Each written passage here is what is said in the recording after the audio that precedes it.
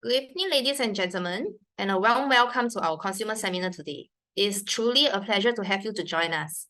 Allow me to introduce our speaker today, Ryner Koh, a remarkable individual whose journey from humble beginning in a two-room HD rental flat has been nothing short of inspirational.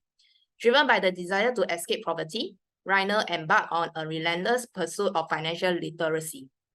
His dedication led him to achieve outstanding results, earning top band grading in all investment topic categories of the CFA Level 1 exam. Ryner's exceptional performance earned him the prestigious FTC CFA scholarship to complete CFA Level 2 and 3. For those who may not be familiar, the CFA or Chartered Financial Analysis is the equivalent of a postgraduate degree in finance with challenging exams, boasting pass rate below 50%. Remarkably, Ryner completed all levels in a single sitting. Prior to his CFA achievement, Ryner had already established strong academic foundation in real estate, graduating with honors in real estate management from NUS. What truly sets Ryner apart in his ability to demystify complex investment theories, making them accessible and applicable in everyday life. His valuable insights from data statistics is invaluable for prudent investment decisions. Ryner's commitment extends beyond theory. He practiced what he preaches, evident to his successful journey as a multiple property owner and investor. His recent acquisition of a freehold semi-detached house in the East, set to be demolished and rebuilt into a 3.5-story, 6,300 square feet home for his family. His real-world approach to asset progression planning. Ryner's expertise has not gone unnoticed. He has been an invited guest on CNA Money Mind and a featured expert in the Straits Times, Me and My Property section. Furthermore, his background in the military, where he served as a commanding officer of an artillery battalion, progressing to a division HQ Army appointment as head of operation, reflect his commitment to leadership and excellence. With Ryner Koh's vast knowledge and practical insights, we are truly in for an enlightening and enrichment seminar. Please join me to welcome Ryner Koh to the virtual stage. Thank you. Over to you, Ryner. Thank you, Pei Wen. Okay, I'm so excited to see so many of you here today. If you are able to see me, can you type in the chat box, say you type a 1, so that we know that everyone are able to hear me? Okay, great. I know today it is a Friday night and you are still here, shows that all of us are very eager to get to know more about property wealth. So without further ado, today my topic is about 12 compelling reasons why Jayden is the right buy. So I'll start off with a micro picture on the team that's building Jayden, as well as the project itself. And then after the micro factors, right, I will zoom from bullet point number 3 all the way to 13, the macro factors on why we feel that Jayden is the right buy. So if we analyze Jayden, the first compelling reason is when we studied the team, right, we realized one interesting fact. It is actually going to be designed and built by award-winning team. So who are they? Number one is the award-winning developer. So this is CapitaLand, award-winning developer. As you can see from this list, is a long list of awards from CapitaLand.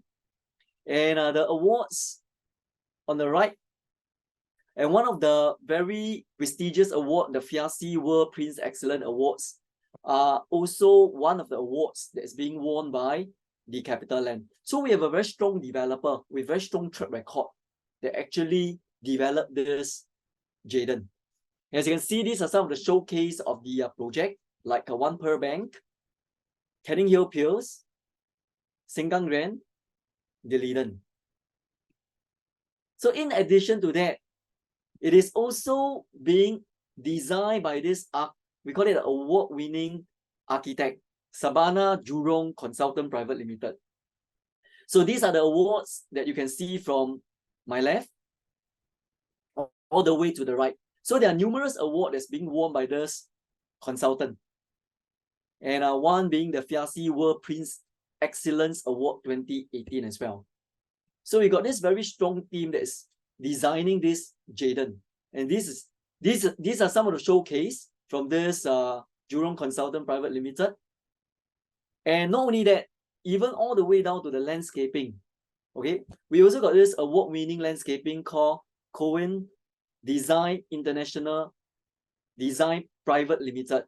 So as you can see from here, these are some of the showcases: Treehouse, Dines, as well as North Point City. And last but not least, very importantly, the main builder.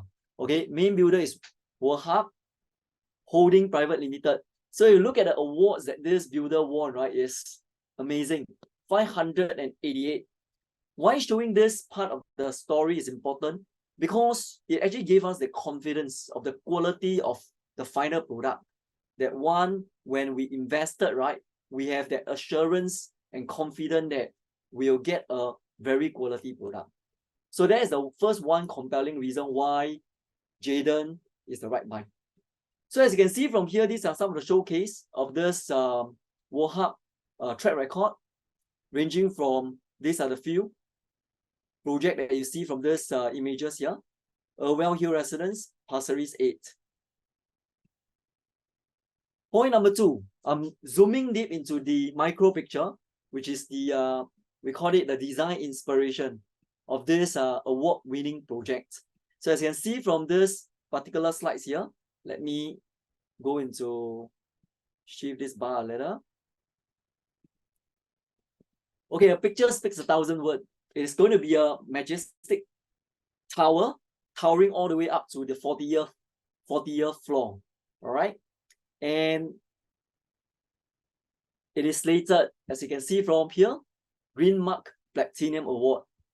So in short, this building, right, is going to be very sustainable for residents. Energy is energy efficiency. As you can see from all this, the material that is going to be building Jayden is going to be also very sustainable. I'm going to share with you more. As you can see from this particular slides here, in terms of architectural, residents will get to enjoy natural ventilations, low maintenance of, we call it material selection. In short, your electricity bill will be low. And landscaping, we have a provision of about 85,000 square foot of landscaping and accessible planted sky terraces. Energy saving is approximately 55%, and all the materials that's being used, right, are carefully selected to be sustainable. Not only that, it is also a smart home, so residents can really enjoy everything at the tips of that, we call it fingertips, okay, using a mobile phone. And even all the way right to the residents' basic use, like sensor wash, okay, sensor wash, all the way down to the bath routine, okay, it's all well taken care of. So location of Jayden is amazing. As you can see from this particular green circle here, Jayden location, it is very well connected to the MRT with 4 MRT line. As you can see from this perspective here, it is right at the heart of JLD. We call it Jurong Lake District Transformation. It is at the very epicenter of that very location. It is the second CBD of Singapore. So you got this very unparalleled connectivity.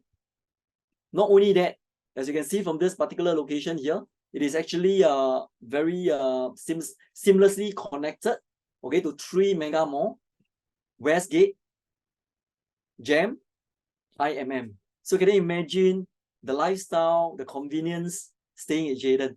It's really a short walk. You can reach the huge mega mall, and via J-Walk, the elevated pedestrian network that is very well connected to the development.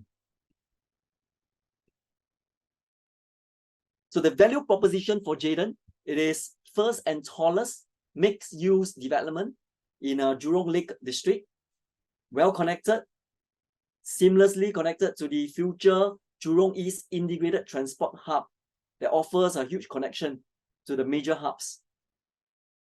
And later I'm going to spend a little bit more time to share with you. It is actually a non-PPVC. In short, if you look at the layout, it is not only functional, it is also very easily custom made to suit the residents' different needs. transformation growth potential. Later, I'm going to show you case studies on what is the effect of transformation on property price. And last but not least, bespoke unit provision. The home features that Capital Land, the award-winning team, provided is amazing. Is to cater for the various needs and space, elevating the standards of living for all the residents within Jayden. So inspiration, Jayden. Why the name is called Jayden? Okay, it is a combination of these two important. One, as you can see from here, Jayden, Jurong Lake District, all right, plus a endemic landscape. So imagine this, the whole Jurong Lake District plus the huge garden landscaping with huge opportunities. So that's why they combine this theme and why the name Jayden. So it's an amazing name. It's an amazing name where all the things, where everything comes together. All right, everything comes together. So a picture speaks 1,000 words. You get to see everything. What are the everythings? The nature, the opportunity, the connectivity, the lifestyle, the birds, the bondings with the kids, the mall, the foods, the gym, the wellness. So everything comes together because everything's are within reach, within Jayden. So that is that very idea, the inspiration behind this name.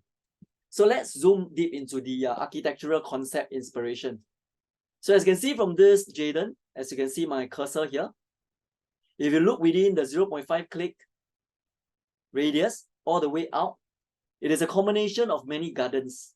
Okay, Japanese garden, Chinese garden, Jurong Lake Gardens, floating wetlands, and Taman Jurong Park. So these are all the natures that surrounding Jayden. So the inspiration comes from all this beautiful landscaping. The nature landscaping, you saw the blue color line, my cursor here, and also the green curvature line here.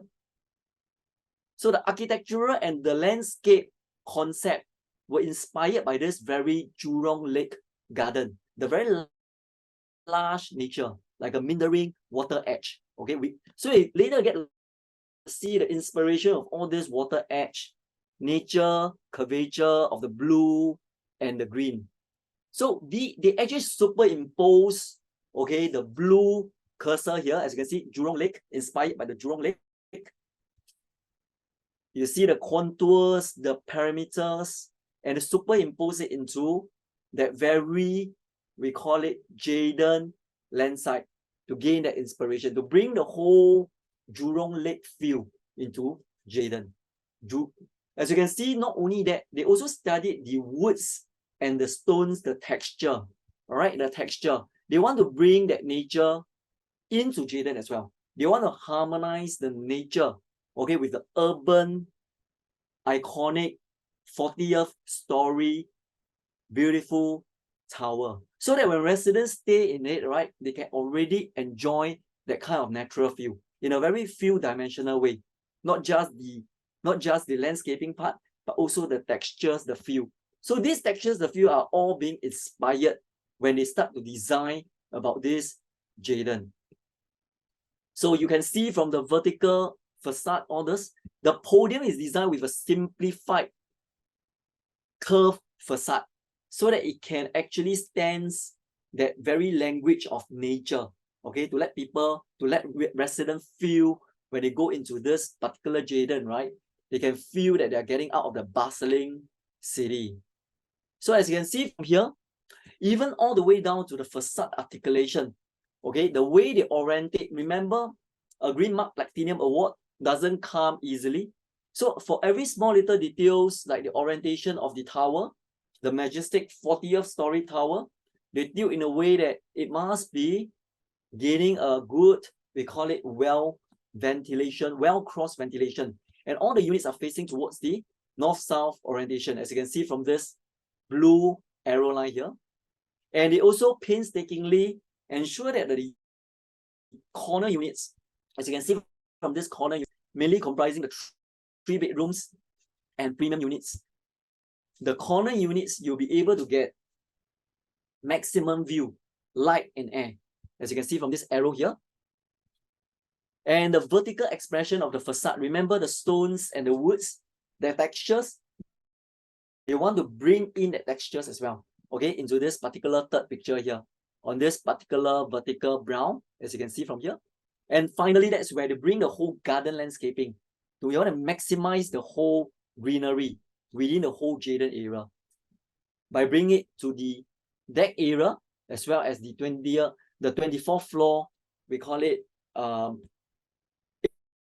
area here for residents to also enjoy a high view with a garden view within this tower itself. So these are some of the thought process and the inspiration behind Jayden's design. And looking towards the north, that is the amazing view from 40th floor. If you go into this south view, you get to see this amazing, beautiful panoramic views. North-south orientation. And zoom into the context of the site. You can see the site.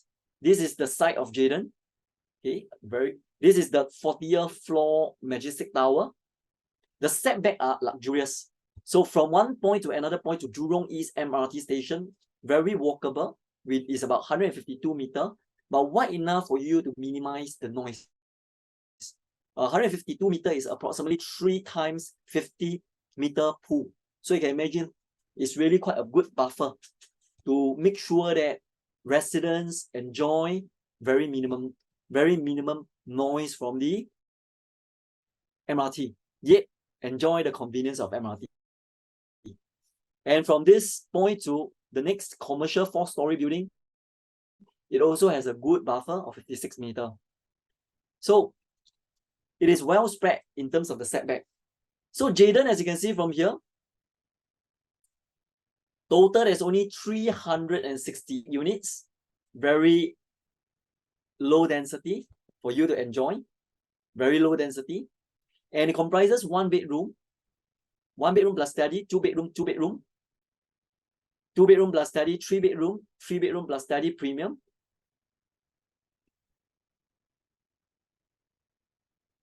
And the 4 bedrooms. So total 368 units, ranging from 527 square foot all the way to 1485 square foot. So these are the stack from the Jayden Tower.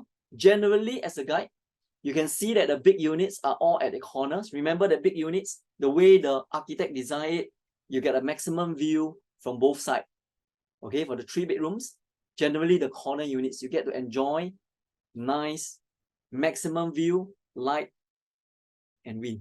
And generally in the centers are all the smaller units. The 1 bedrooms, the 1 plus study, the 2 plus study, as well as the 2 bedrooms. Accessibility. Okay, as you can see from this accessibility, this is the pedestrian and vehicle access. Pedestrian and vehicle access. The yellow color here, the yellow color arrow, it has a very private residential ingress and outgress. Private as in it is actually different, separated from the commercial. So this is something that is very important. Security, privacy. So this is differentiated. And if you look at the brown arrow here, the brown arrow, it is the pedestrian network, very well connected. All the residents, you'll be able to walk through the J-Walk link all the way to the neighboring commercial amenities.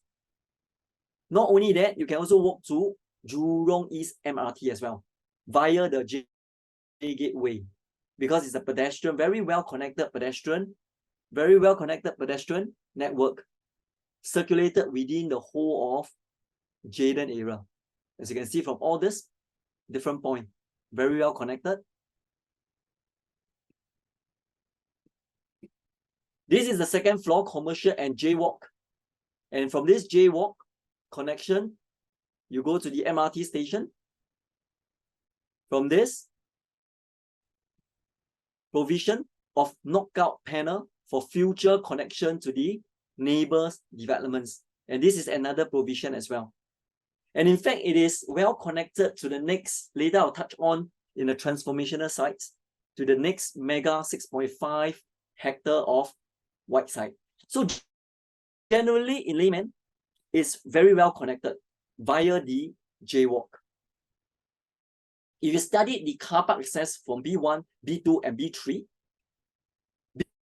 B1 car park reserved for commercial, separated from the residential. So it's very well thought of to provide that kind of privacy.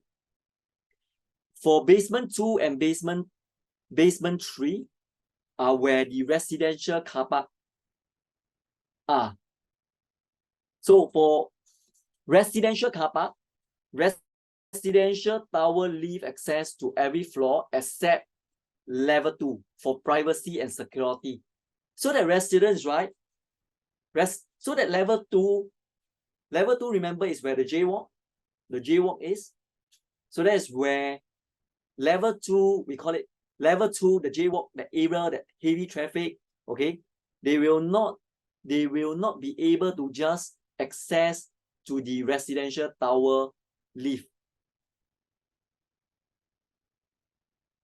This concept provide not only the privacy and security, at the same time, right, the developer also give the convenience on this lift side here, the lift access here, for residents who wanted to go to level 2, it is still within very easy reach. So it gives that privacy and also that convenience to residents. So these are all the small little details from the inspiration of the design. Okay, that they are properly well thought of, okay, to think in terms of the resident daily rituals, their daily way of living within the developments. So in short, remember, B1 commercial, B2, B3 residential car park. And the units finishes. A picture speaks 1,000 words. This is just a snapshot. So the agents who invited you to the Jayden, definitely you must go and take a look. It's beautiful, it's futuristic, it's an amazing design. This is the 2-bedroom plus study, very functional layout. For more details, you can get from your agent. It is a dumbbell layout, as you can see from here, very nicely done up. It is an 818 square foot unit. As you enter from here, there's one master bedroom with a study. So there's a flexibility for you to custom it. Remember, one of the key plus point that you can actually custom it. We'll show you on the other slides. So on the right is a common room with a attached. So you can see this this particular door here. You'll be able to come over from this bathroom side and show you from this particular futuristic custom-made slides here. So as you can see from here, right, you can actually custom it in a way that you can see from this particular yellow box, a master with a study if you wanted to. So that is that flexibility, you can do so if you want to. And not only that, you can, this is the original layout. If you see from this particular small little square here, that is the original layout when it isn't combined yet. So this one, you got the flexibility to combine if you wanted to. This is for the 2-bedroom plus study. Okay, the 3-bedroom is very interesting because you have the benefit of this particular kitchen that is seamlessly connected to this balcony where they can double it as an alfresco dining. So it's a very functional, very functional layout, especially for those who like to entertain guests, for those who wanted an extension area from the kitchen. This is a very nice 3-bedroom, 1141 square foot. And that is the very concept, the cozy plus neutral plus sophisticated 3-bedroom. This is something that is very exciting, the 4-bedroom that comes with a private lift. For this particular 4 bedrooms, right, you can have 3 types of customization, right? Let me share with you the customization later. And as you can see from here, this private lift, when you come out from this particular private lift, if you turn to the right, you got a very huge functional kitchen area with a very nicely done up center island.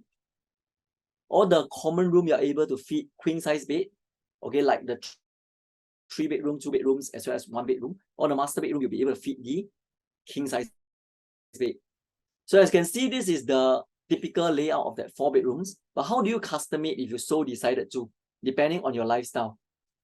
So if you are someone who wants a bigger, we call it master bedroom, okay, very luxe master bedroom.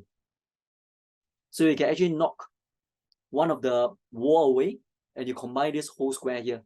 And the show flat, you get to see this particular layout. So you basically combine one of the common room with your master bedroom. It becomes a mega, very luxurious size master. So as you can see on my left perspective, that is the elegant style, if you so decided to do that. If you look at my cursor, that is where this is the original layout. This is the original layout. So if you want to custom it, this part, when you take out the wall from this part, it become a mega master bedroom. So depending on the individuals. So this is the 3D, okay, the 3D, one of the 3D dimension. So the Jaden's layout provide extensive opportunity for you to really custom it. And this is what we call the entertainer. Let's say, for example, for someone who likes to entertain, that is where you combine the common room here with the living room, because this is someone that likes to entertain. So if you like to entertain, you wanted a more space for your friends, for your relative to mingle around this whole area here. You can do up this customization. The next one is for the so-called the dreamer. So you can actually merge the 2 common rooms to become a mega single space. So you know, children, okay, they may be very creative. They wanted to do that as a hobby. So it's like a dreamer room. So you got 3 concepts. One, a super mega master bedroom. One, a very big mega dream room for the kids. And last but not least, the entertainment. You can actually combine to have a very huge, comfortable size living room. So you got all this flexibility. Okay, that is the fashionista that you see earlier on. Okay, the super mega master bedroom.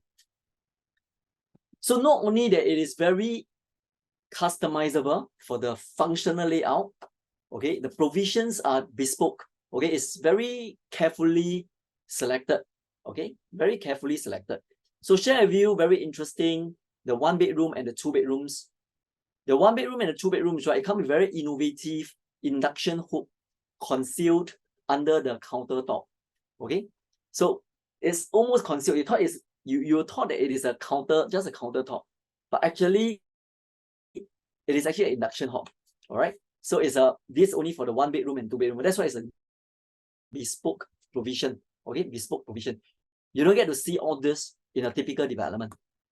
And for the 4 bedroom, right, a very tastefully distinctive island. You know, like a big landed property usually got this island to entertain the guests. Island kitchen countertop. And in addition to that, for the 3 and the 4 bedroom, right, it comes with an integrated filtered water kitchen tap as well. Filter function for pure drinking water. Okay, pure drinking water. And last but not least, remember the sensor all the way down to the, we call it the intelligent home. Okay, you got a smart toilet bidet, as well as complete with a remote and app. You can use either the remote or the app. So that's for the master bathroom. Okay, for the 3 bedrooms and for the 4 bedroom. So that is the reason why it is bespoke provisions. Very unique. And they also come with a very quality air conditioner and fan provision. Haiku provided for all the living rooms, okay, all the living rooms, and as well as the Mitsubishi electric air conditioner. Electrolux for the 1 bedrooms and the 2 bedrooms, plus all the way to the 2 bedroom plus steady. Grohe, Blanco.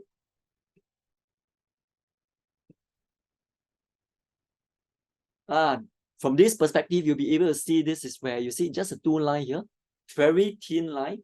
All right, that is that concealed induction hob. Okay, the plus point about this is it really gives you more space. So when you're not cooking, right, for the 1 bedroom and 2 bedroom, you can just dub it as a normal storage, okay, normal tabletop, normal countertop. So it's very, very design, we call it bespoke, very nice. And for the 3 bedroom plus study premium, you get to see the Miele, okay, the Miele quality provisions, kitchen appliances, sink mixer with filter function. So that is the difference compared to the 1 and the 2 bedroom and the 2 bedroom plus study. How about the 4 bedroom premium? 4 bedroom premium also Miele. The 4 bedroom come with washer, dryer. Here's the premium unit. So you got 2 washer, dryer, and the rest Grohe, Blanco. Likewise, for this sink mixer is also provided for. How about the fittings? Duravit, Grohe, Tech, and for the master bathroom, as you can see from here, that is the sensor wash that we mentioned earlier on, that you can actually control via the we call it the apps, or you can use the not just your handphone app, but also a remote if you want to. So in addition to the architectural design inspiration, next we want to zoom a little bit into the landscape design concept inspiration. So remember, the inspiration comes from the Jurong Lake District. If you recall back, a picture speaks 1,000 words. So that's where the architect, okay, start to take all the photos, putting all these very nice photos, putting it together. And you can see this meandering contours here, the meandering contours, families walking within the contours, some doing like exercises. So they wanted to bring all this, want to bring the garden, they want to bring that kind of feel, okay, into Jadon itself. So Jadon is not just an urban, iconic tower. It is also a tower that's having that very soft touch, okay, where every good things comes together. So as you can see from this perspective, from the tops, the bird's eye view, okay, as you can see from the blue contours, the water bodies, and also the green contours. So coming into this contours, they take out the schematic. So I want you to just imagine a little the concept design. They take out the schematic. So they take this schematic out, as you can see my cursor here. The overall landscaping inspired from this Jurong Lake Garden. The schematic, generally the inspiration, the island, we call it the island in the middle of the lake, okay, stands out. So that very idea, okay, is very nature inspired. Very nature inspired, where all the families can bond together. So that is the very, very idea, the theme, okay, to make sure that this stands out. So they superimpose this whole thing, as you can see from here. They superimpose this whole thing into the side, into the land side. You see, into the land side. So you can see the green contour here and also the blue contour here, so that the lifestyle is being brought over to Jadon, very beautifully done up, and the comprehensive facilities work around that inspiration, ranging from courtyard, lake walk, garden, 50-meter lake pool, all the way down to the nature playground, okay, nature playground, chill out deck, barber pool, lazy river. Remember the contour, as you can see from the contour that's being superimposed, the lazy river. So all these facilities are all being put up onto their level 3. So it's very painstakingly done up into the whole area here. So generally, gyms provided for, 50-meter pool provided for, multi-purpose room provided for, a super comprehensive development with only 368 units. So as you can see from this, a picture speaks 1,000 words. You can already feel, right? Because it's inspired by Jurong, we call it Jurong Lake itself. The garden feel, you can already feel, just looking at this whole perspective here. You're like within a garden, okay? Can see that very perspective here. The lazy river, okay, surrounded with all the greenery. The greenery blended together, blended harmoniously with the towering, majestic tower on the right. So next perspective, as you can see from this 50-meter lap pool, Okay, 50-meter lap pool with a contour surrounded by greenery before the towering tower. That is the night perspective. While you can enjoy a good gym, you can enjoy a very nice, good gym while overlooking a nice pool view. And that is that very 24th floor, Sky Terrace. So remember earlier on, the perspective I showed you, okay, the greenery, the maximization of the greenery is not just at the level 3, but also bring all the way up to the sky. So at the sky, you got the viewing decks. As you can see, this family couple looking at the viewing decks. So there's also a garden lounge area, a fresco pot. Saw this fresco pot over here. A fresco dining. So you can enjoy dining, views, do a little bit of, we call it a elopement garden planting. So this is that kind of lifestyle, okay, that is going to be brought to the residents of that 368 families only. And that is a very amazing panoramic views, sky terraces at the 24th floor. So it's combining the two architectural design as well as the landscaping design from this award-winning architect and award-winning landscape consultant. That whole inspiration, the whole life of that nature blended with urban iconic tower are being brought together. So that is that very feel, okay, very feeling, very amazing feeling that the architect inspired to bring to the residents for this 368 family within Jayden itself. So quality product from looking at the design of the award-winning team, the next thing we want to share with you is the transformation story. Okay, I still remember when I bought my very first property.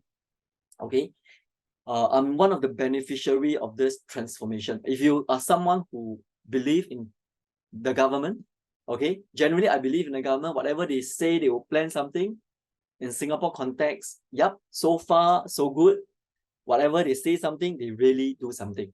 So let's take a look at this big picture on what is going to happen in this Jurong Lake District. So as you can see from here, let me move the cursor a little bit. Jurong Lake District is going to be the Singapore largest mixed-use, okay, it's a mixed-use business district outside city center. It is in short the second CBD. Okay, it's very exciting, second CBD.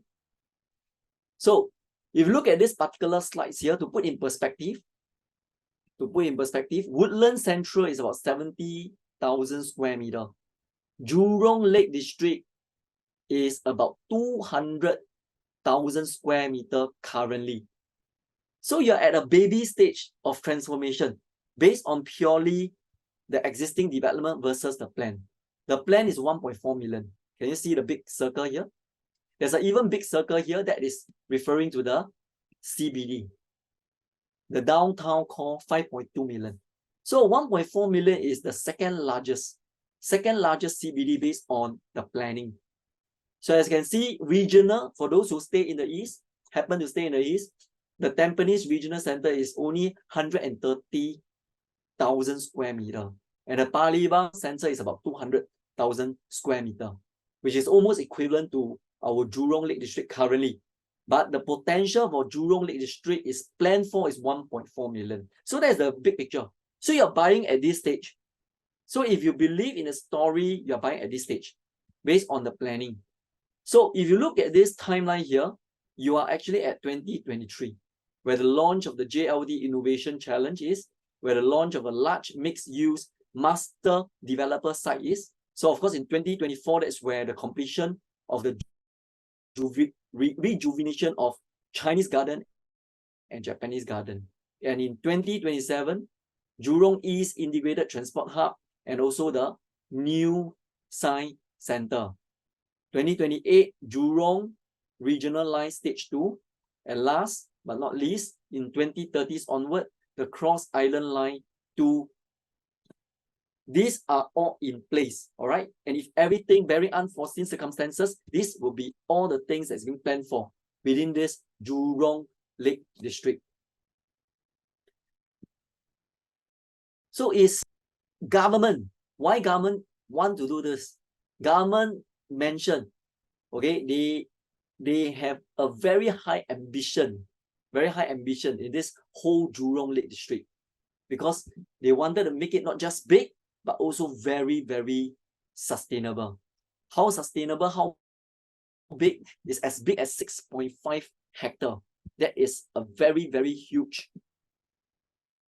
land that they can house. It aims to house approximately 1,700 dwelling units. There will be 146,000 square meter office space, and also 73,000 square meter of gross floor area for retail, commercial, restaurant, entertainment, hotel, community, or office use. Okay, just think in terms of 1,700 dwelling units.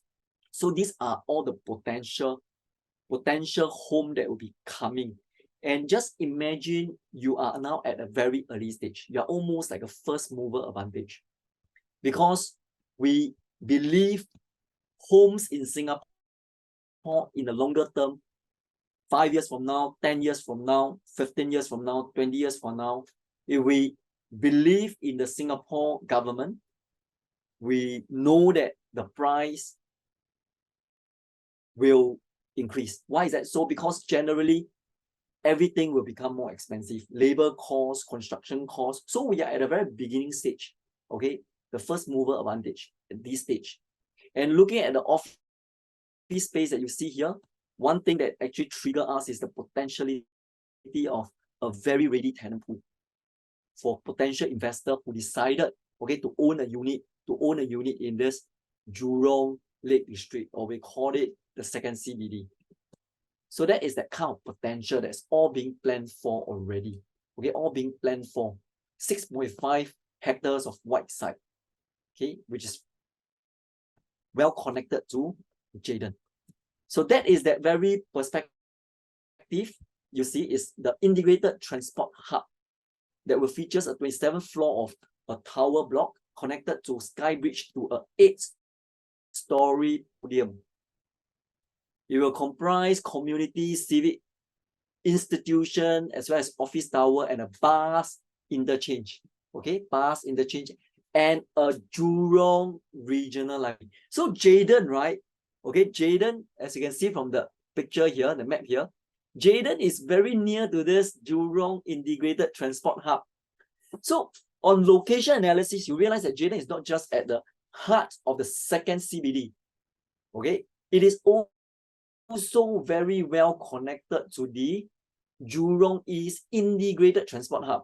Okay, this is a very important term where they can enjoy all the amenities within a short span of few minutes walk. So that is the kind of important. Why is that so? Because for investors who subsequently decided to rent, very easy to rent.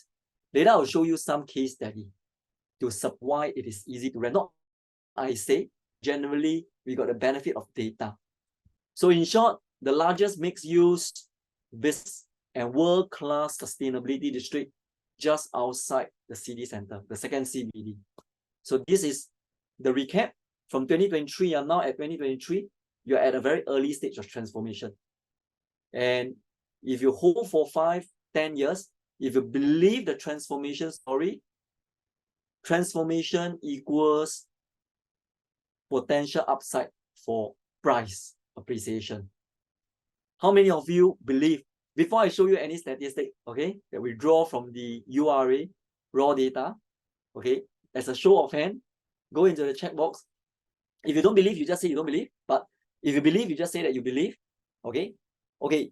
For someone who believe, you key a 2, deliberate key a 2, that you believe that transformation will bring along price appreciation. If you believe, you put 2. If you don't believe, you put 0. That means transformation will not bring price appreciation. If you believe, you put 2. Thank you so much for all the audience here. Okay. When you reply 2, right? Can you do it? Can you do me a favor? You send to everyone so that everyone get to see your wisdom as well. You send to everyone. All right. 2 means you believe transformation will bring about price appreciation. Okay. Thank you so much. Okay. And like you, okay, also feel that transformation will bring a price appreciation. But I am sometimes very prudent. I want to double check, is it really true? So let's take a look at this in pictorial form before I show you the data form. So as you can see, this is the next phase. This is almost the immediate phase. And in pictorial form, rejuvenation of the Chinese garden and Japanese garden by 2024, which is next year, followed by 2027, 2028. What happened? Jurong East integrated hub, Jurong East, Jurong region line, and 2032, that is where Jurong Lake District Cross Island line. So that one is in pictorial form. In short, there's transformation, right? But the key is transformation effect on price. Is it really true? Let's take a look. Okay, this is the master plan from the URA. If you go to the master plan 2003 and 2014, if you see out the master plan, there's a change, meaning government, by a stroke of pen, right, they decided to do something, decided to transform the area. After a 5-year, 10-year, they will plan something. So in short, if you pair the 2003, 2014 plan and the 2019 plan, right, there are changes. I'll give you an example. So this 2003 master plan, right, as you can see on my left picture here, that plan.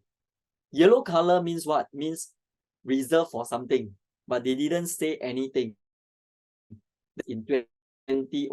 So in 2019, right, more details are being disseminated. Can you see the same shade? Same shade, but now they indicated that this area, right, will become a white site. Wow, white site. So white site is exciting compared to a reserve site that nothing is being told what they're going to do. All right, white site can be a combination of shopping mall, residential, etc., etc. So there's transformation. So when it's transformation, right, and we do know that if we believe what government promised, they will do. But does this transformation really translate to price appreciation? So let's take a look at all those units that is being bought before the transformation. Okay, the Mayfair, Park Oasis, Ivory Heights, J Gateway. These are generally bought, okay, almost before the huge transformation. All right. So now they are the beneficiary. Okay, they are the beneficiary. Because if you look at the 2013 master plan, this 2003 master plan, that's where they all enter in 2003. Okay, only J Gateway is 2013. All right, 10 years from the 2003. The effect is really positive. You can see from the per square foot 446 to 1105, Park Oasis 371 to become 1101, and the Ivory Heights 255 to become 1013 currently. J Gateway 2013 bought at averagely 1467, now is approximately 1913 per square foot. So conclusion from that very case study, it does shows that transformation equal to positive effect on price and as well as price appreciation. So if you look at this line chart here, comprises the Ivory Tower, which is the purple, the green is the Park Oasis, and the black color is the Mayfair, and the shorter line is the J Gateway. In short, if you look at my right table here, it shows transformation lift property price. It's all positive returns. So the key is you must have the holding power, and if you believe in transformation, yes, if you are patient enough, transformation does have the effect. And now looking back again, if you recall, you are at a very early stage of transformation. So you got this opportunity to ride on the transformation wave.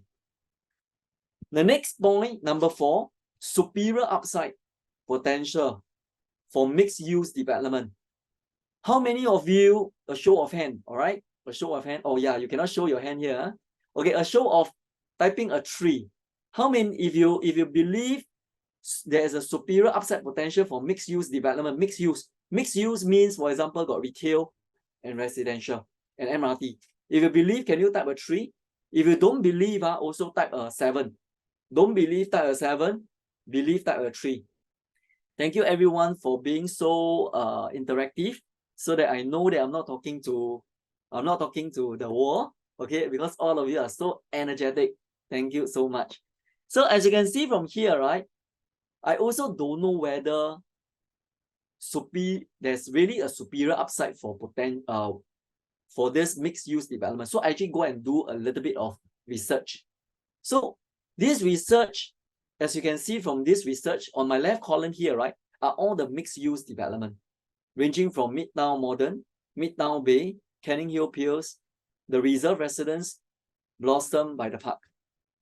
So these are Central, City Fringe, and Jayden, the second CBD.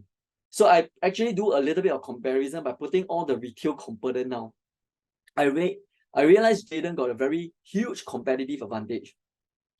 Because remember, Jayden is very near to 3 mega malls, which is the IMM, Westgate, the Westgate, as well as the GEM mega malls. So you got approximately 1.4 million of retail space. Can you imagine? You can shop until your hearts scream out. It's amazing feel of it, shopping experiences. So this is something that you need to take note of, the advantage that Jayden has. And in terms of the number of units, you can really see that Jayden is a very healthy density, not very clutter, very good density unit development. So you can already see for this mixed use development, central area, the transacted price per square foot is already hitting 4,000 to 4,007. City Fringe, like Canning Hill Piers, the Reserve, the Blossom, already hitting the transacted price of 2007, 2008, some all the way up to 5,003.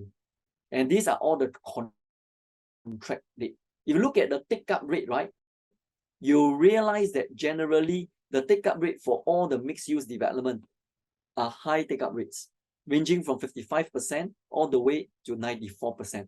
So this is something that we know through the statistic. There's a high demand for mixed-use development. So if you put in further into this bar chart here, these are the bar chart, the gray color, light gray, since launch, the day one launch, the M 73%, Midtown Modern 66, Canning Hill Piers 83, Blossom by the Park 75, Reserve Residences 71, Pasir Ris 86, Lentor Modern 85, Sky Eden 77%. That one is the first day launch. And if you look at now, which is October 2023, all of the take-up rates across the whole Singapore is a healthy level of 78% all the way to as high as close to 99%. So there are not many stock available for mixed-use development.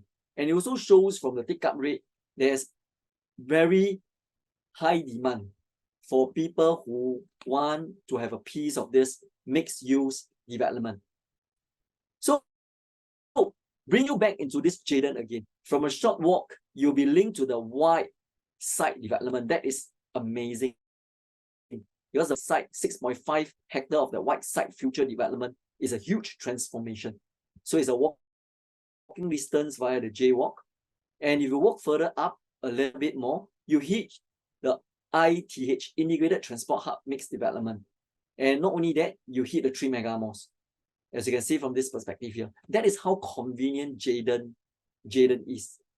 And the 1.4 million of retail space, you get to enjoy all these amenities: Kopitiam, Best, Daiso, Giant, Harvey Norman, etc., etc. All these amenities, Giant, within short walk from J-Walk.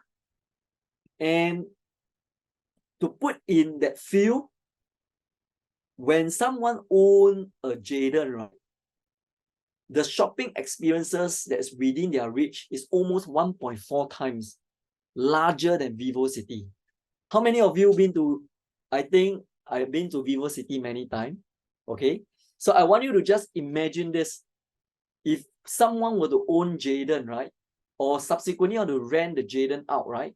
Is the someone who owns the Jayden, they get to benefit to enjoy a 1.4 million or a 1.4 times the size of shopping in VivoCity. That is the huge retail experiences that they can enjoy.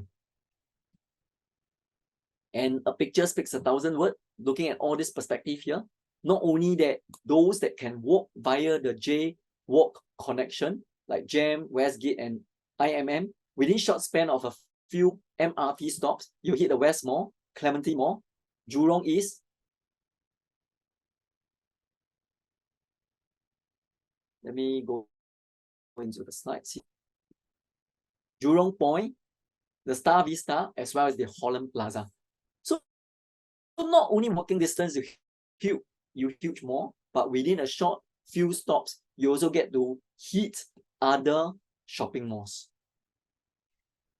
So much of the qualitative side. Let's take a look at the mixed-use development price performance analysis. So this, we actually take out the north, south. You as you can see from here, the west, the east, the northeast, the central, as well as the north, the whole of Singapore. So all the mixed development on the left, the Centuries, Park Place, Campus High, Poise, North Park residences. One thing very interesting from this whole summary, the West use development has the highest return, okay? 5.8% compounded annual growth rate since launch. One suggestion from this is highly likely because of the second CBD effect, the transformation effect, okay? But the good thing is consistent. It shows that the mixed-use development case studies, right, suggests generally they are all having a healthy return. So in terms of per square foot, it is about 799 per square foot capital appreciation, ranging from North Park is 39392. So the time series, as you can see from here, starts from 2001 to 2023. So we also are careful to take different age of the development so as to make the whole studies a lot more comprehensive. So as you can see from this green line, it is a campus height. The red line is the Centuries, the price performance. On the left, vertical, it is the price per square foot. And this dotted line here is actually referring to the North Park residence. And this black color line referring to Poise. So there's always ups and downs, yes, but the key is having that holding power. Okay, so long you have that holding power, you choose the right time to sell, you gain that upside potential. So let's study even deeper for this mixed-use development versus the nearby properties. So if you start with the Poise residence from this cursor here, Poise residence being the red color, you earn about 503 per square foot since 2015. So given the same time series of 2015 to 2023, you realize this mixed development Poise residence has a superior return, 503 versus Senet, which is the black color line. Purple color line is sort of Series is 462, and last but not least, the green color line, which is the mean residence. It shows a superior return. So this one data point. And the compounded annual growth rate is also the highest, 3.9%.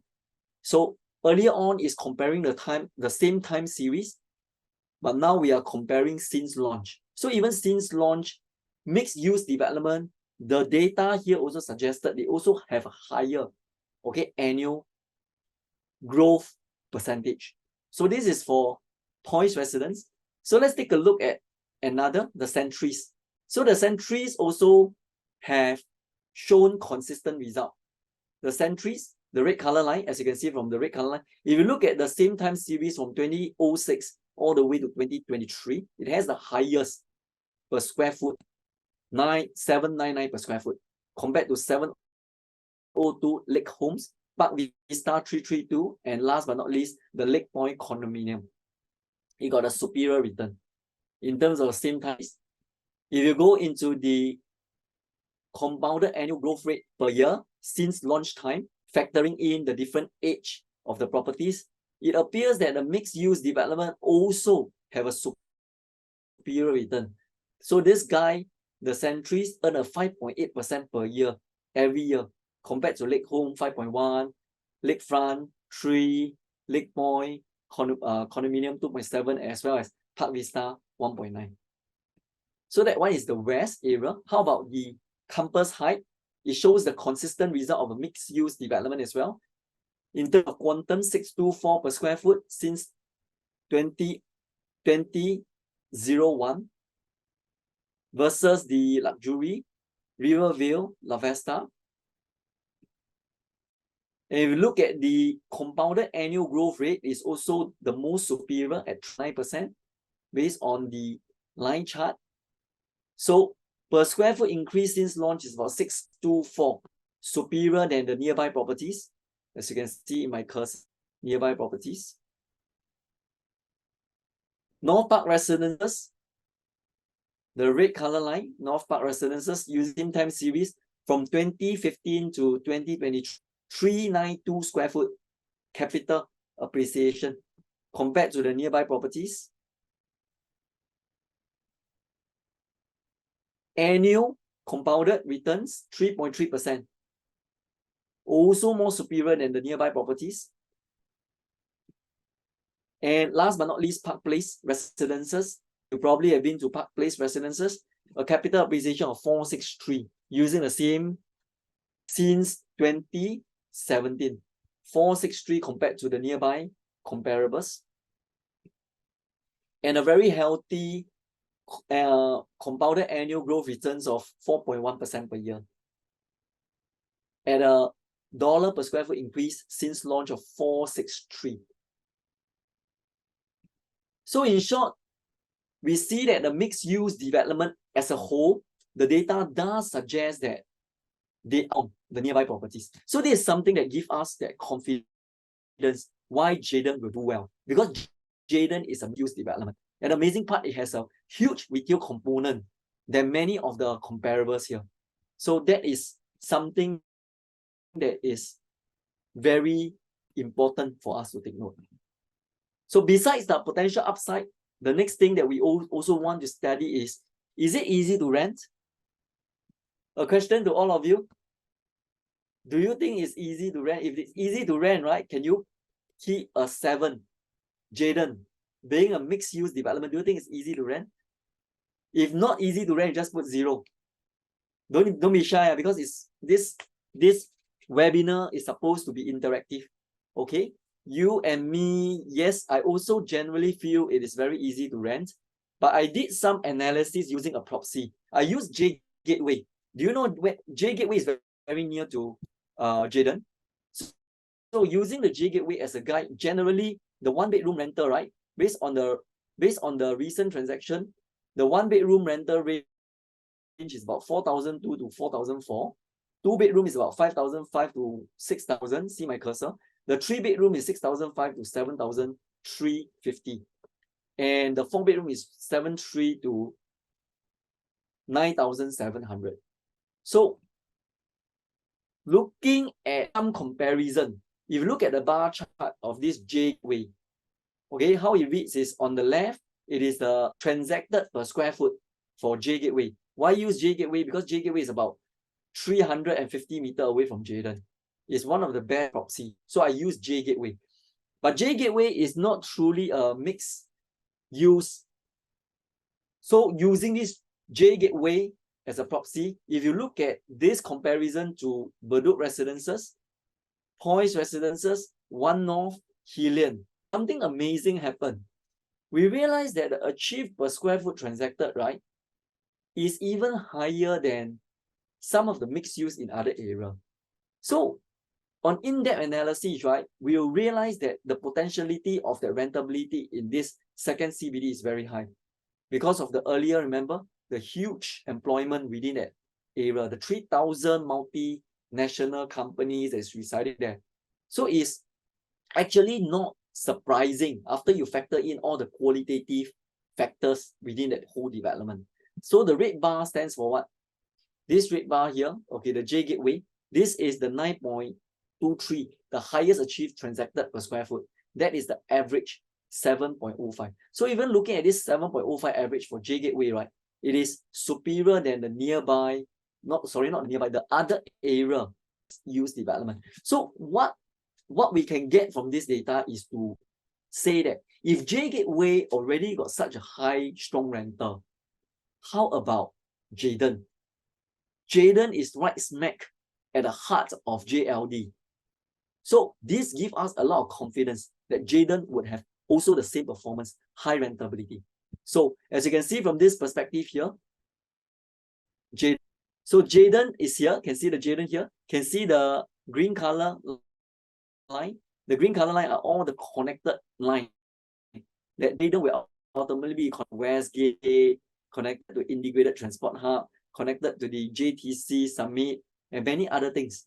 So it's right connected all the way to even the Jurong East future integrated transport hub. And this is a covered and elevated pedestrian network. It is a covered. So rain or sun or shine, you don't need to worry, all right? Because it's covered, all right?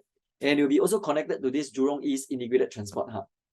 So this shows the huge connectivity. 1 MRT station, 4 MRT line, as you can see from here, all the different color line. So the rentability, 3,000 multinational companies, as well as future 100 new jobs.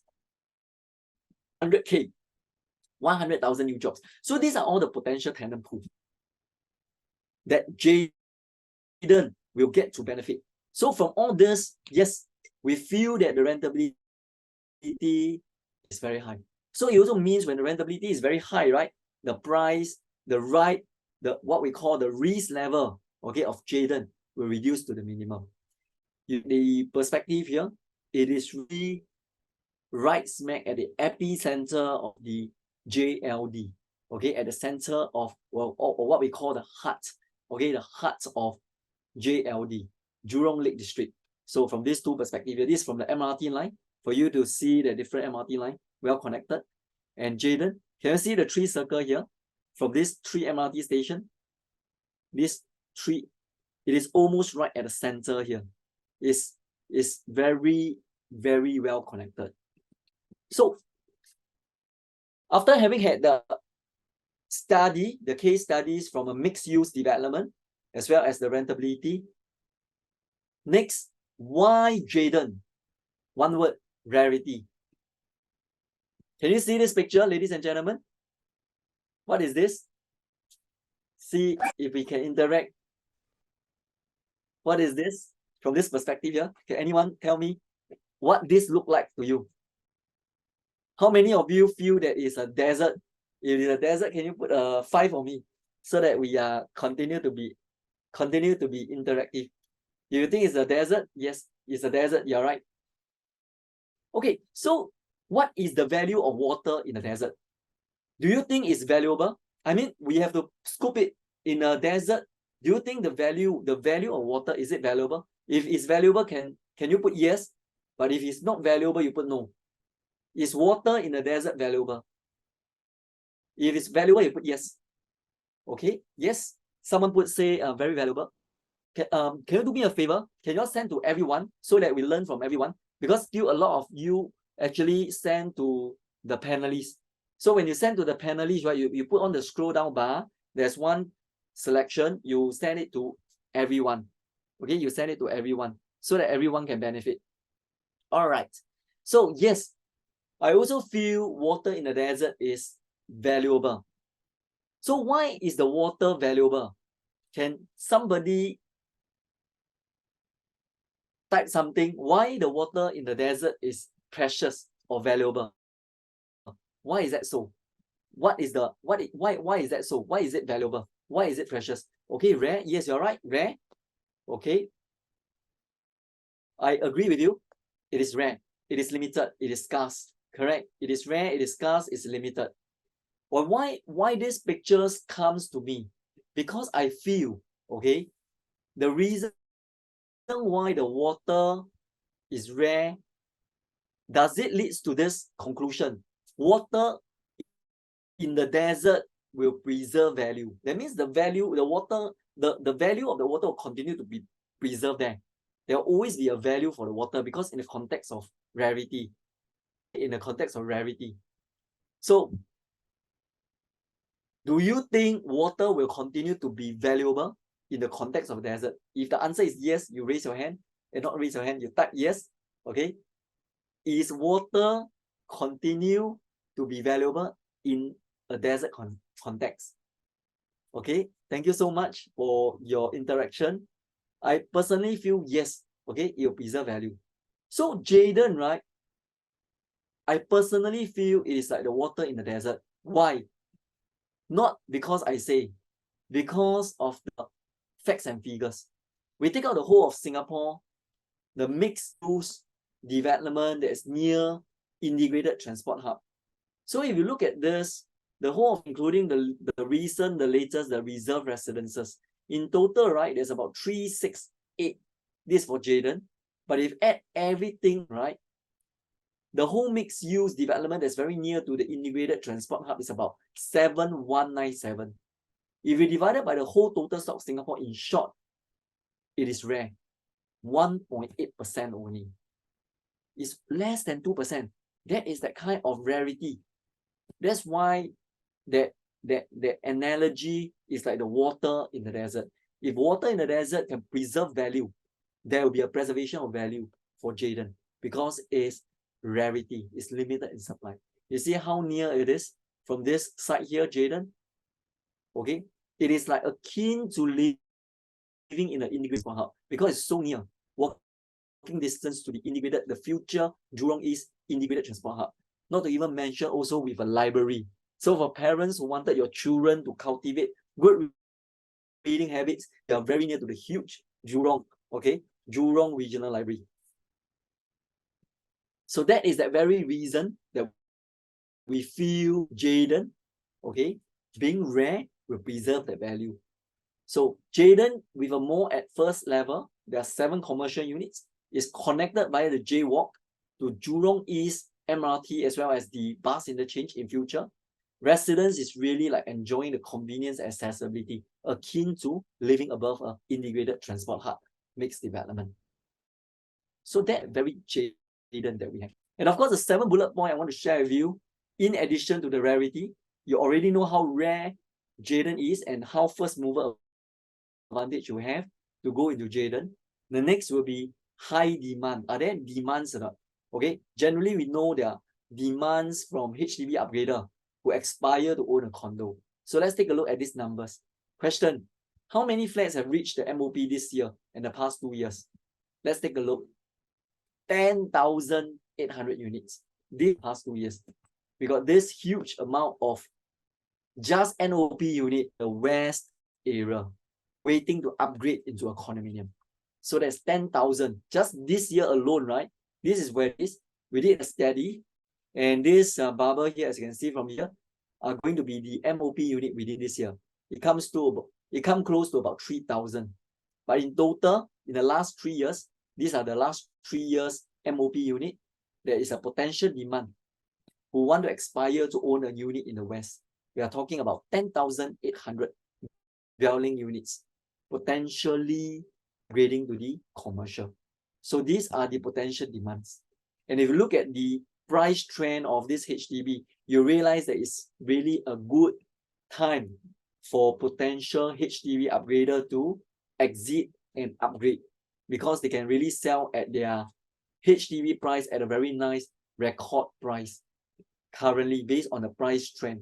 And you can see from the volume transaction of $1 million flat transaction this year, 2023, based on analysts, it is tracked to see the highest number of potential $1 million flat transactions. So in all counts, HDB appears to be a good time to exit at a very good price for someone who aspire to go into this unlocking of the existing profit and upgrade into the condominium. I can see that even for a Jurong HDB, already highest achieved price hitting above 1.02 million. And the median price is about 827K. How many of you always got this question? Number 8 point, to buy a resale or to buy a new launch. Do you come across any coffee session with your friend and your friend always asks you, hey, should I buy a resale or should I buy a new launch? So any one of you are being asked this question, or you ask yourself this question, like, don't know. Basically, is the question, do you encounter this question? So this is a common question I encounter when I go for my gathering. So we do a little bit of homework. Buy a resale or a new launch? So this is always the very dilemma question. So let's take a look here. Okay, let's assume a 1,000 square foot unit. It's a real case study, yeah? The decision point is very clear. If I were to bring you back to 2013, bring you back to 2013, there's a price differential between a new launch J Gateway, which is 1,467, and resale price then was 1,006, a differential of 461. How many of you don't look at your neighbors? Anyway, you don't look at your neighbors. Purely based on this fact, at a point in time in 2013, do you buy a resale condo or do you buy new launch? Can you type? Don't need to, there's no right and wrong. Those who buy J Gateway as a new launch, type J Gate. Those who buy resale, you type Mayfair. Let's take a look. Purely based on the information, in 2013, imagine you got money, okay? Resale price is 1,006, 1,006, okay? J Gateway being a new launch is $461 more expensive than resale, okay? So you realize some will buy J Gateway, some will buy resale, right? Some will buy a new launch, some will buy a resale. So let's take a look at the conclusion. Conclusion. This is the time chart. For those who buy Gateway, this particular decision point, this particular guy earns a profit. If you sell now, he earns a 446K for 1,000 square foot unit. For those who buy a resale, also earn 99,000. So one earn 99,000, one earn 446K. Based on this case study, it appears that buying new launch, capital appreciation is higher. If one expire to earn a higher capital appreciation. I just want to bring this because last time when I'm not so into property investment, then I realized want to save money is not so easy. Okay, let's assume a couple earning a 10,000 income. If they are able to save a 15%, 15% considered very, very commendable already. After less all the expenses, meaning 1,005. If this couple wanted to save 446K, this couple needs 25 years. But in property investment is where we can gain that wealth creation without the need of 25 years. So which would you choose? Given the hindsight of all this data. So property, if you do it prudently, okay, it is a wealth creation. All right, it is a wealth creation. So not only that, I'm going to share with you deeper analysis between new launch, BUC stands for building under construction, new launch, versus the resale expense. Let's take a look at the expense. Okay, this is the table. The assumption is very simple. Over the 4 years, we use 4 years because it takes 4 years to build. We look at the new launch first. We are assuming a 75% quantum, 4.5% per year, 4 years construction. So generally the case study here, right, comprises the 30-year loan tenure and 25-year loan tenure of a different quantum price of entering at 1.5 million, 2 million, and 2.5 million. I just want you to focus at my cursor here. Generally, the interest expense for someone who buy a new launch is about 46,000. About 46,000, quite consistent.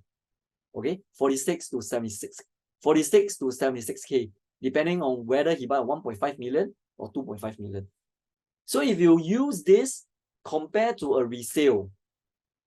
A resale unit, what a lot of people didn't realize is when they buy a resale unit using the apple comparison, also of 4 years, 75% loan tenure, 4.5% per year, you will realize one thing.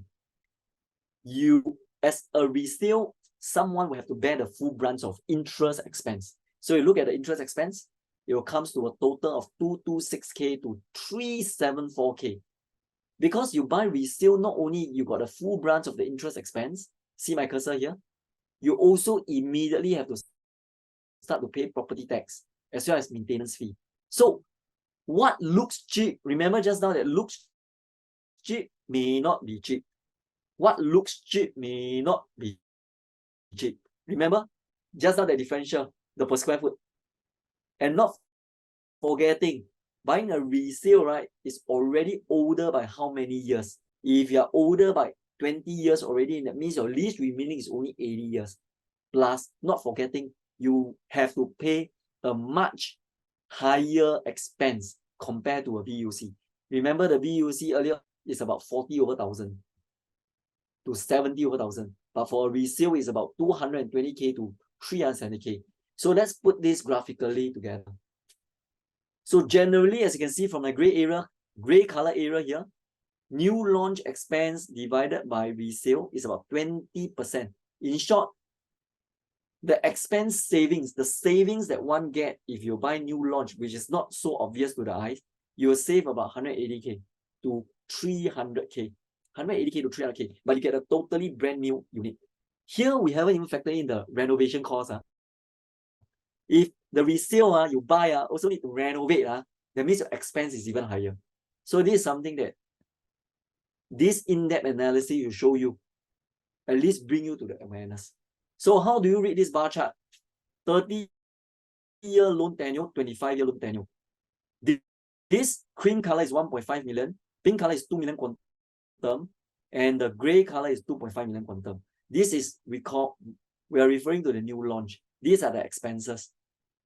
On the right, the long bar are the resale expenses for the same assumption of 4 years. So in short, based on case study, right, is 5 times more than a BUC unit, which is unseen to the eyes.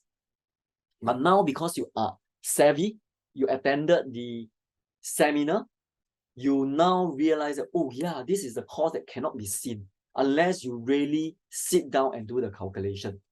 Okay, you sit down and do the calculation. So generally, as a guide for all the different quantum and also different loan tenure, it is about 5 times more expense than the new launch. BUC stands for building under construction. So now with this high side, resale or new launch, I would say generally if someone who focus on capital appreciation, the data suggests new launch. But for someone who has no choice, definitely must buy a resale immediately because of family needs, then no choice.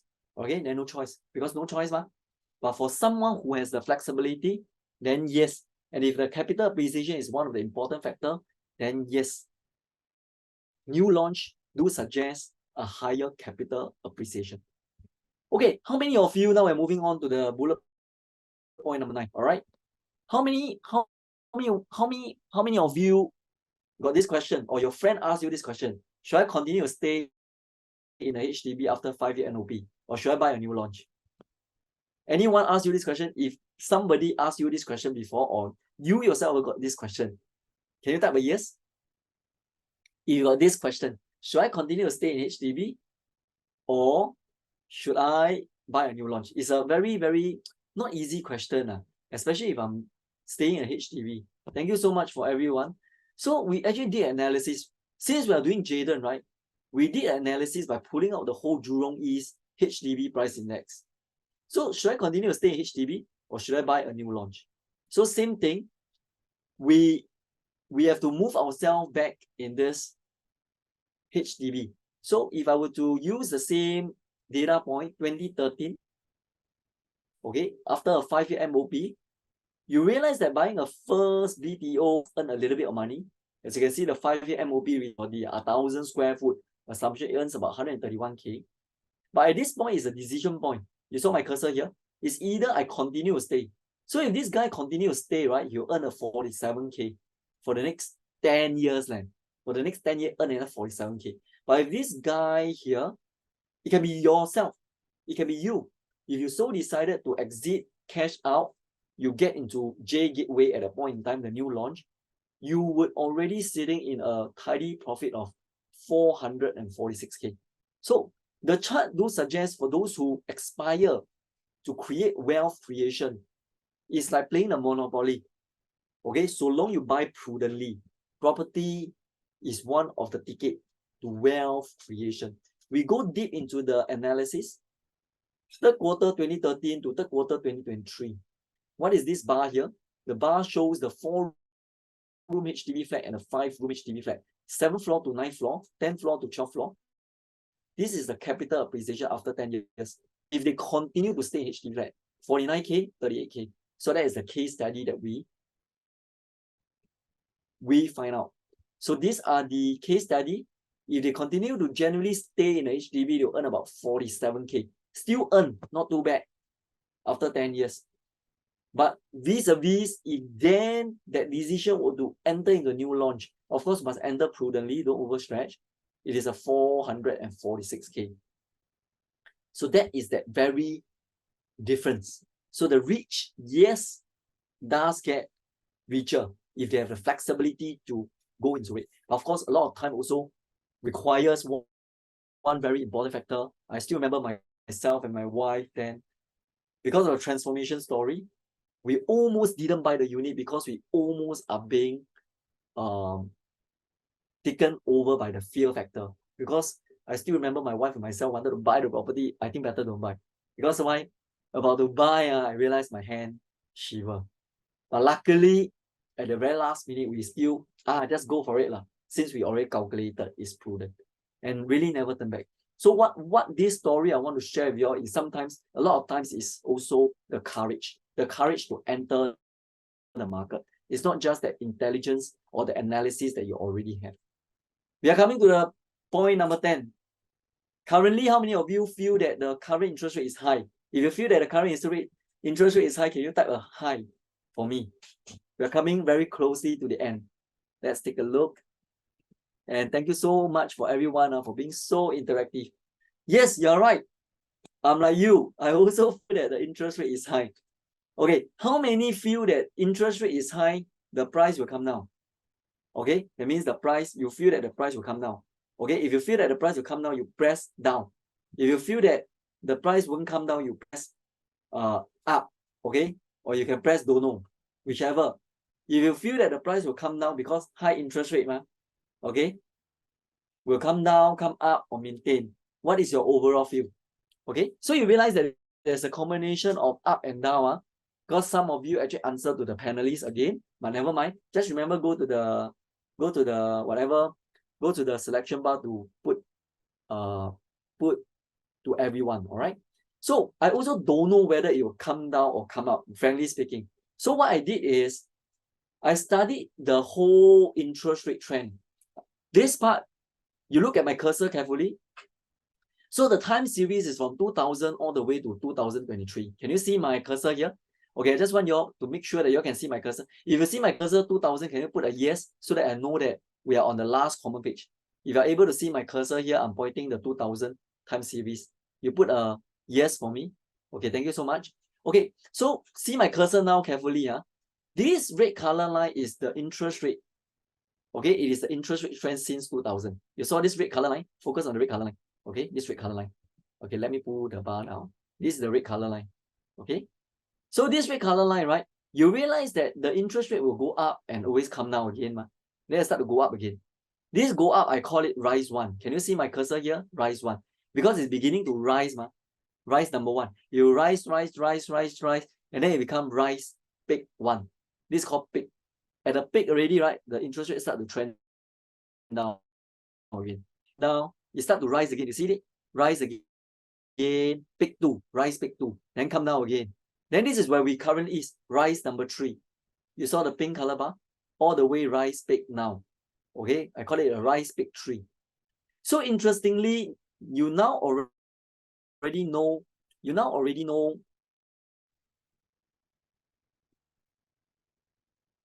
let me put the bar a bit. Okay, put the bar here. You know the interest rate is the red color one. Now I want you to focus on the blue line now. The blue line. Okay, this blue line is Singapore Property Price Index. From this rise 1, you saw this bubble here, the blue bubble, rise 1 to rise peak 1. The price didn't come down. The price appreciated by 8.6%. The rise 2, meaning the interest rate when it go up, right, to rise peak 2. When the interest rates go up, second data point will show that the price didn't come down. The price continued to trend up 9.9%. And now we are at the rise 3.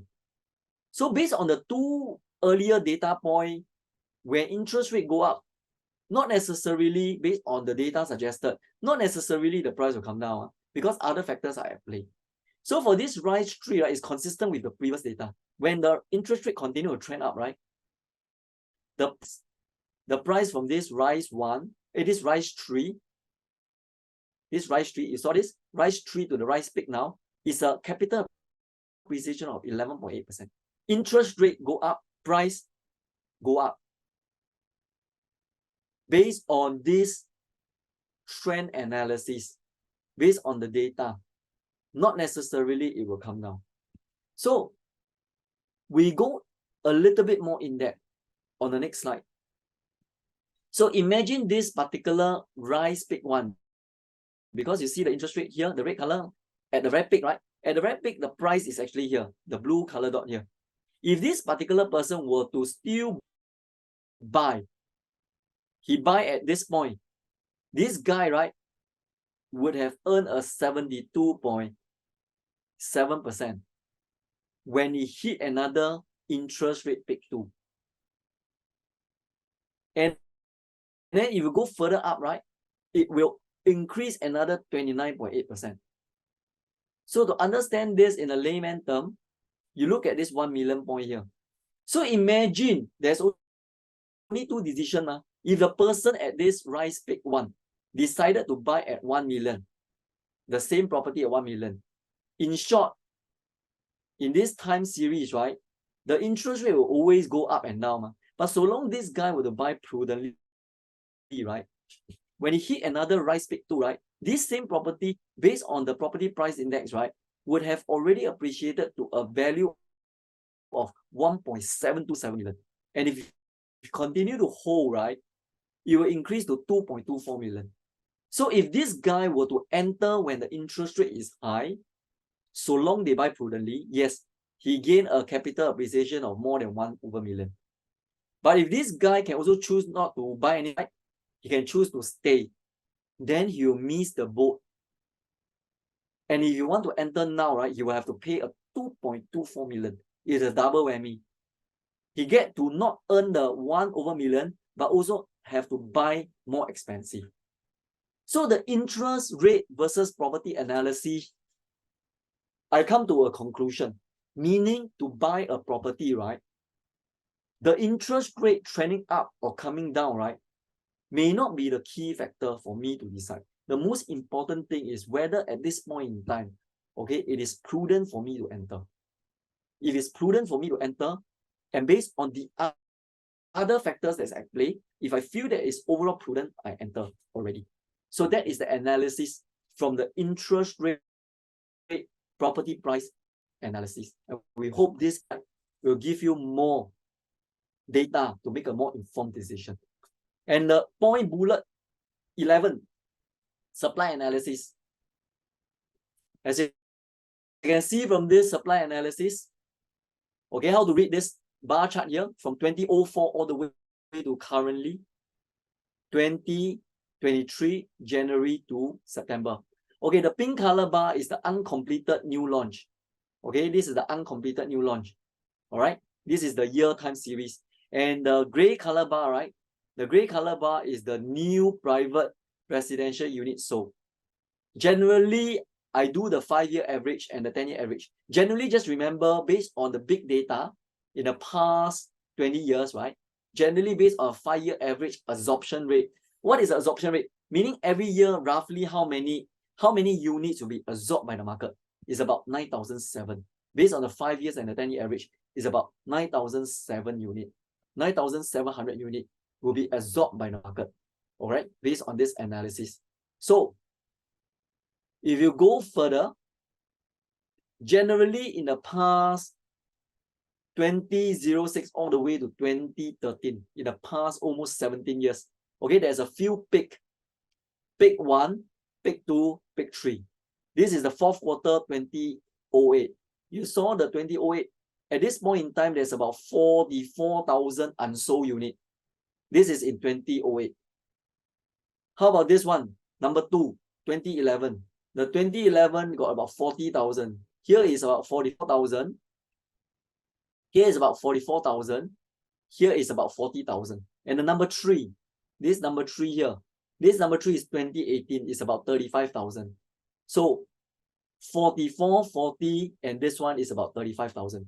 Currently, ladies and gentlemen, you realize we are only at 17,000 unsold units. So even though in the market, sometimes you may communicate, you may have a feel that there's a lot of launches that's coming this year and next year. Yes, you are right. But in the bigger scheme of things, if you look at the whole URA unsold unit stock, we are actually at a very healthy level. Meaning to say that compared to the past peak, our unsold unit stand at close to about 18,000. So what does that mean?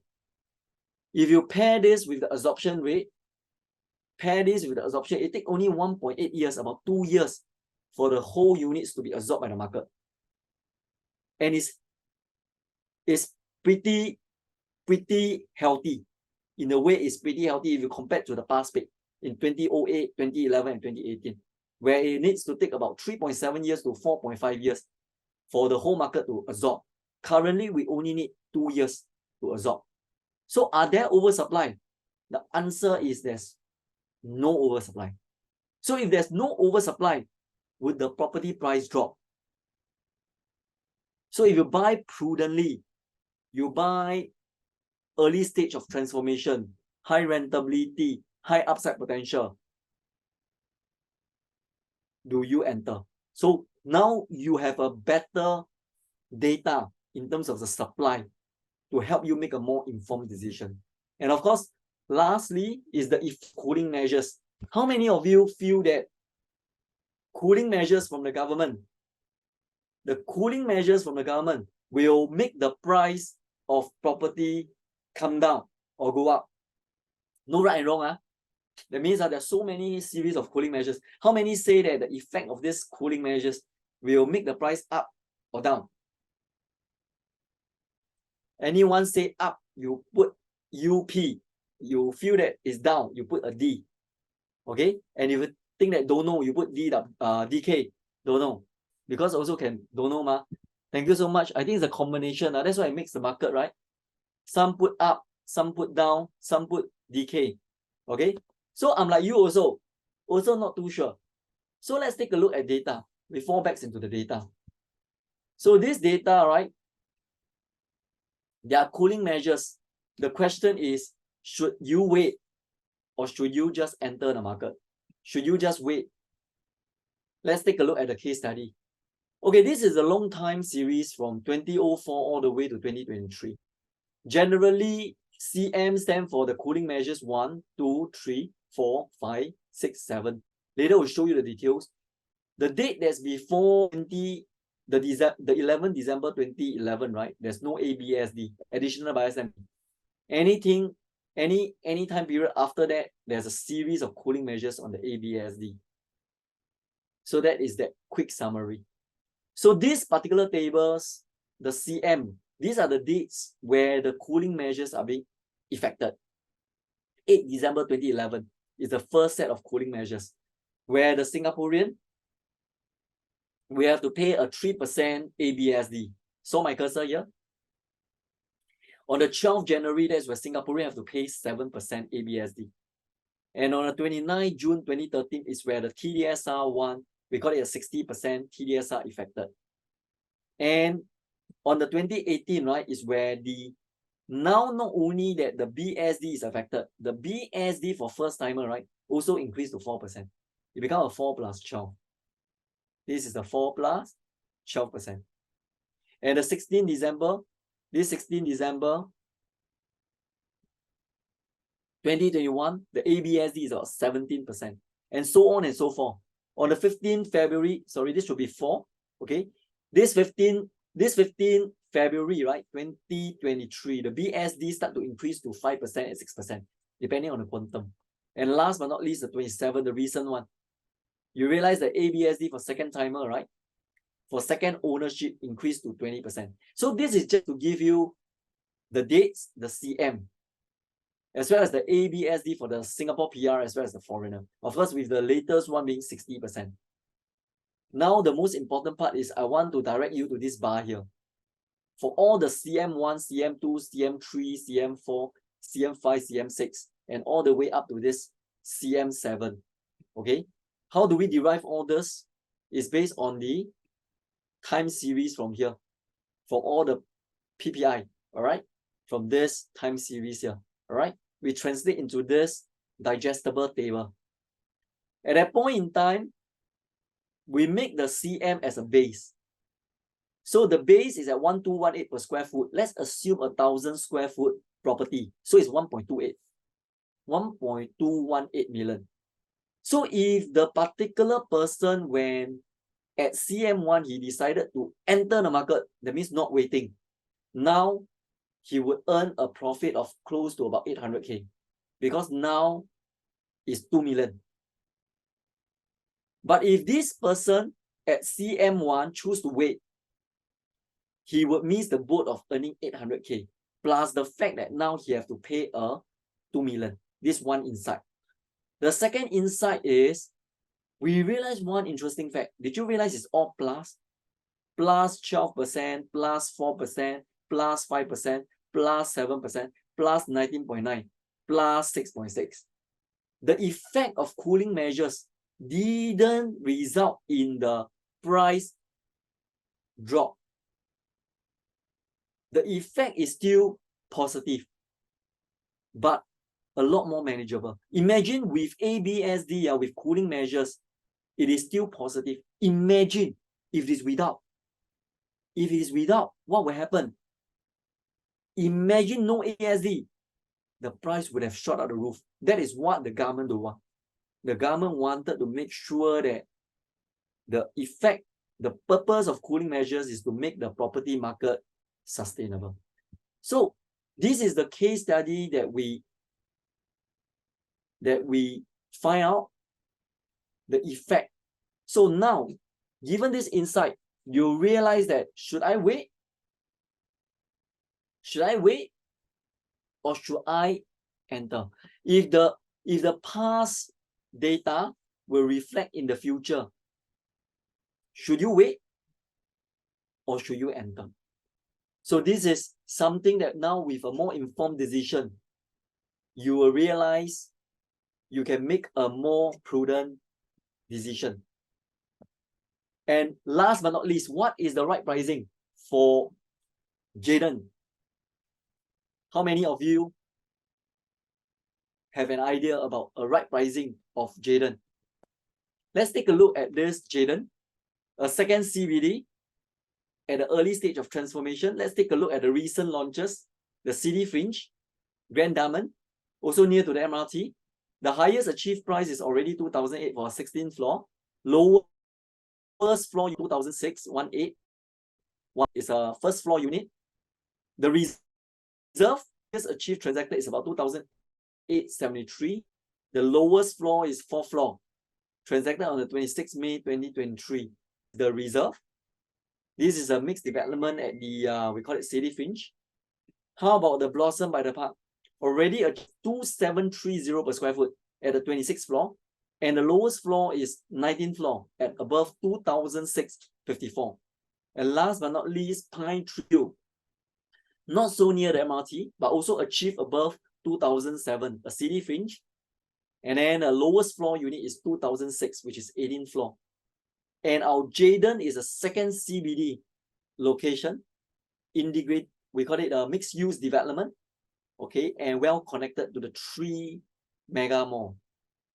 So what could be a good right pricing for Jayden? Looking at all these transactions. As you can see, these are all the transactions. These are the gray color are referring to the lower floor unit already hitting above 2,600 per square foot. This is the 9th floor unit, 2,641. That is the reserve. High Tree Hill, 21st floor, 18th floor, 21st floor, above 2006, 2007. The one is not so near MRT. It's a city fringe as well. And Blossom by the Park, most of the units are all above. As you can see from here, a lot of the units are above transacted. These are not all the asking, these are all the transacted above 2006, 2007. Blossom by the Park. Last but not least, Grand Diamond, as low as 5th floor, 2006, 1st floor, 2618, 8th floor, 2608, and so on. So, looking at Jayden, looking at the Jayden as a second CBD at the heart of Jurong Lake District, looking at the data, it suggests that any price below 2006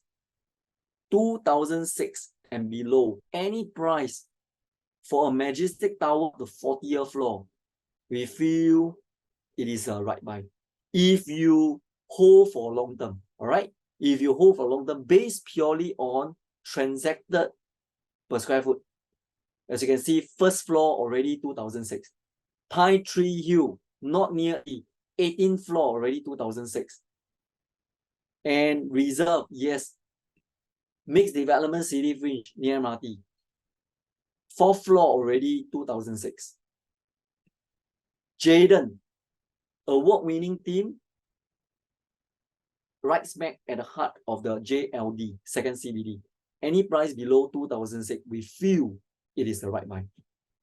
If it is, but you have to make sure you do your sums properly, okay, to do it prudently. So in short, the 12 compelling reason, it is by award-winning team, developer, architect, landscape consultant, and builder. And of course, the product itself is already slated to win the Green Mark Platinum Award. A lot of good thoughts are being put into the design concept by the award-winning architects and developer. And you already saw the transformation story from the URA. And if you believe the effect for transformation is a price capital appreciation, based on the case study, it do suggest you are entering at early stage and you have that advantage. And looking into the case study of purely just the potential upside of mixed use development, it does show that there's a superior return for mixed use and also vis-a-vis the comparables that are nearby. Are there high rentability using the proxy of a J gateway? It shows that it's very high rentability due to the natural big tenant pool and based on the transacted per square foot rental data. And rarity, based on the facts and figures of the number of units that's very nearby to the integrated transport hub, you realize Jayden is like the water in the desert, very rare. And if you look deep into the vicinity, yes, it appears and suggests that the 10,800 MOP unit within the whole west area, there's a huge underlying demand for those potential HDB upgrader who want to upgrade to a, we call it private condominium. And we also do look deep into whether one should buy a resale or new launch. Based on the case studies, if someone have the flexibility to buy a new launch and capital appreciation is a principal consideration, new launch suggested a higher capital appreciation. And also, having had that scenario, we also realize the insight of the hidden higher expense cost that will result from resale over the 4 years, based on the different quantum, 1.5, 2 million, and 2.5 million on the different loan tenure. But resale, can it be a buy? Yes, if the person don't really care about capital appreciation, but also have this important needs of wanting to stay in the resale unit, then go for the resale. But for someone who wanted to create wealth, property wealth creation, new launch does suggest a higher capital appreciation. And how about staying in the HDB after MOP or upgrade the new launch? It's suggested going into the new launch does have a higher capital appreciation. So if exit, unlock profit is prudent for you to enter the private, and if capital appreciation is the most important for you to create a wealth, then yes, this will become a viable option for one who aspire to build wealth. And we also get to know the high interest rate relation or association with price. So based on the long time series of the Rise 1, Rise 2, Rise 3, it does suggest that the price stand up. So there are other factors at play. So conclusion is, so long it is prudent for one to enter. Why is that so? Because if not, may lose the boat. Why is that so? Because there are really other factors at play. Like in the context of Jayden, you already know entering at early stage of the transformation, rarity, high rentability, mixed use, etc., etc. So the key is to be prudent. And effects of cool measures also showed that the main purpose of the government is really to cool the market. It's not to crash the property price. It's to cool the market. And looking at the recent transacted prices of Grand Diamond near to MRT, Blossom, mixed development, Reserve, also a mixed development. Looking at the transaction and also Pine Tree Hill that is not near the MRT, we realize that any price below 2006 for Jayden appears to be the right buy, because even some of the low floor units at this city fringe development and even Pine Tree Hill that's not near the MRT already hitting above 2006. Whereas for Jayden, it is a second CBD and it's right smack at the JLD. It's an epicenter or the heart of Jurong Lake District transformation. So I hope today it is fruitful for all of you, and thank you so much for your attention. And yes, thank you so much. We have come to this end of this webinar, and really thank you so much for your time. And I can see so many of you still stay all the way throughout in this seminar. Thank you so much. And I hope today have added value to all of you. Welcome, welcome. So pass back to Pei Wen. Thank you, Ryner. As we come to the end of this insightful seminar with Ryner Koh, we hope that you have gained a wealth of knowledge and inspiration to carry on into your financial and investment journeys. We want to express our gratitude to Ryner for sharing his expertise and experience with us today. We also like to thank each other of you, our valuable attendees, for your active participation and engagement. For future events and continual learning opportunity, please stay connected with our ERA advisor and our upcoming seminars. We look forward to seeing you again, and until then, take the valuable insights you gained today and put them into action. Have a wonderful evening, and thank you for being part of this enriching session. Goodbye and take care.